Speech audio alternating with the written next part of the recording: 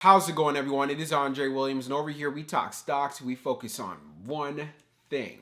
Always protect your profits. And today we're going to be talking about SOFI, which was green, finishing up 3.43% on the day. I know many of you were looking for some more price action, but let's understand here. We had a big time rally towards the end of the day, and SOFI was able to benefit from this. Even though we did see at the low of the day at $6.01. You know what? We'll talk about it further in this video. I won't waste any more time. Let's jump into the agenda. If you're new to this channel, I just want to let you know we have timestamps down below inside the description. But if you're a shareholder or you're thinking about taking a position, I highly suggest you watch this full entire video. So the first thing we're going to go over is the technical analysis. We're going to be taking a look at the overall price action. We want to know support. We want to know resistance. We want to know what it looks like in the bearish case scenario and as well as in the bullish case scenario. And then we're going to be going on Fintel, taking a look at the recent institutional ownership and short interest information. The reason why this is important because it does have an impact on the way the stock performs. And then we're going to be taking a look at the order flow distribution. We want to know the buying and the selling behavior on the retail side and as well as on the institutional side. And then when all of that is done, we're going to be going into the final thoughts and as well as some more details. So let's get to it. So we're going to do a technical analysis for SOFI. Let's see how it performed on the day. So it ended up closing at $6.33, being up 3.43%. On the low, it tested $6.01, and then on the high, testing $6.34. Taking a look at the volume stats on the day, you can see we traded at 43.376 million shares, and the average volume over 10 trading days is at 44.877 million shares. So we had below average volume on the day, but we saw some strength in the stock. Now, when we take a look at our chart, which is the daily chart, you can see from the RSI down below, it is at 34.26. And then taking a look at the moving averages here on the chart, we are below the 200-day, the 100-day, the 50-day, and as well as the 21-day EMA. And it's clear to see that SOFI is in a bear market, trading below all of our major moving averages. So we ended up hitting a low of $6.01 on the day. SOFI continues to hold up $6. As far as for the high on the day, we saw it at $6.34. Taking a look at the previous trading day, we did have a lower high today. So that's one thing we want to keep in mind. So if we have weakness inside of the markets for tomorrow, then we can look forward to seeing another test right at $6. But if we end up seeing some strength, I would love for us to get to that high that we saw on the Friday to around $6.75. If we get some price action above $6.75, I would love to see a move to the 21-day EMA prior to earnings, which is right around $7.27, and maybe possibly be able to get that move going to $8. We do have a gap that needs to be filled right here around $8.50, but like I've said in previous videos, I think $8 would be quite the accomplishment for SOFI going into earnings. But as far as for tomorrow, let's see if SOFI can make a move going to $6.75 and then seeing what it could do from there. Now let's move on to the short interest information. So we're going to take a look at the recent institutional ownership and short interest information for SOFI. Scrolling down on the page, green rows indicate new positions, while red rows indicate closed positions. So when we take a look at the recent filings for May the 2nd, we have Arcadios Wealth Advisors that purchased 7,671 shares, and we also see Arcadios again with calls of a value of 35,000 shares. So now when we take a look at the short interest, the off-exchange short volume ratio is at 38.49%, and in the off-exchange short volume, it is just over 5.98 million shares. Scrolling down on the page, the short shares availability is at 1 million, updated 6 minutes ago, and then for the short ball-free rate, it is at 1.45%. When we take a look at the history of the short volume, we can see for the close of the 28th, it was at 48.72, and then for the close of the 29th, being at 38.49. So what this shows us, taking into consideration the short interest percentage of the float being at 19.61%, SOFI does have short squeeze potential.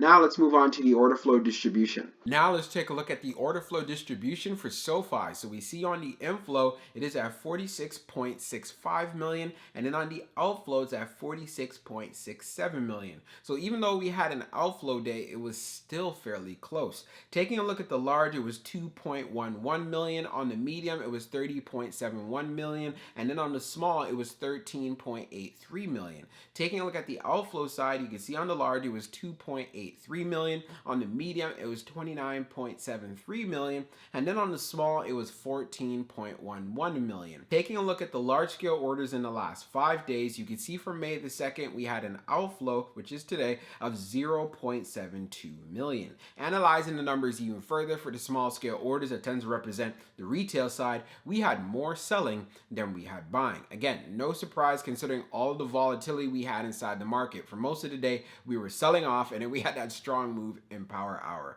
And then taking a look at what happened on the medium, we had more buying than we had selling. And then for the large, which represents whales, institutions, and funds, we had more selling than we had buying.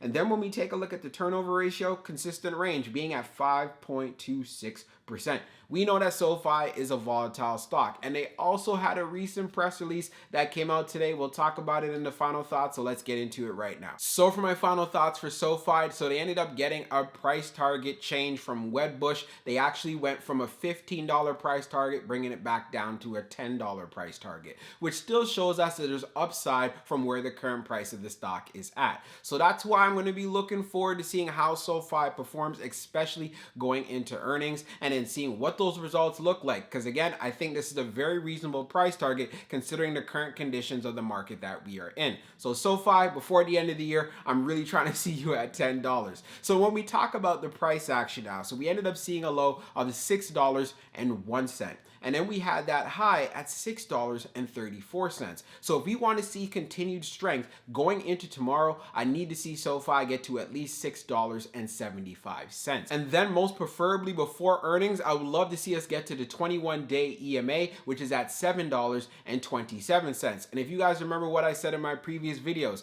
if we can get to earnings around $8, I feel that'd be quite the accomplishment for this stock. But let's see if we can get to the 21-day EMA. Again, this is if you're looking for a bullish move. Now, as far as for the downside is concerned, like I said, we tested right at $6.01. We still haven't tested $6 on the nose. But if we break through that $6 level, then the next area that you want to keep an eye on, even though we haven't shown to have any support in this area whatsoever, I just want to make sure I'm being clear about that. So I'd want to see us holding up at least around $5.86. So price action above that level or right at that level. That's where I want to see it actually hold. But again, I feel as far as for earnings is concerned, it's going to have a big impact on how this stock is going to be performing, because we do know as far as guidance is concerned, they had to make some adjustments in regards to the student loan financing and it being extended all the way going into August. Again, I feel we'll get some more updates when earnings does come out. Also, when we went on Fintel, taking a look at the recent institutional ownership,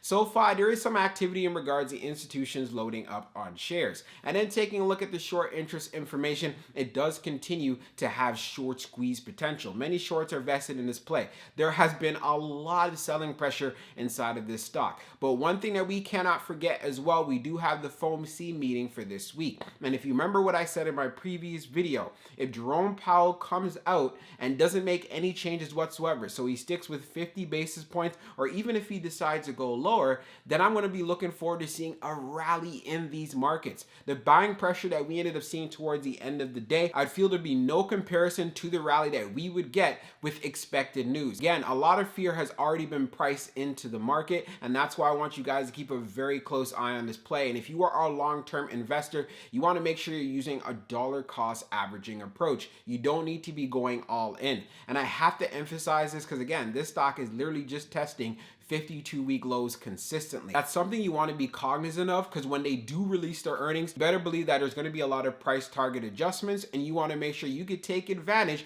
if you believe in the long-term prospects. I want to make sure I emphasize that. And then for all of my traders out there, I already gave you guys levels in regards to the downside and as well as for the upside, so you should be able to come up with a game plan and also making sure you're using the right risk management. So I hope you enjoyed this video, and I can't wait to see how SOFI performs for the next trading day. We'll talk soon.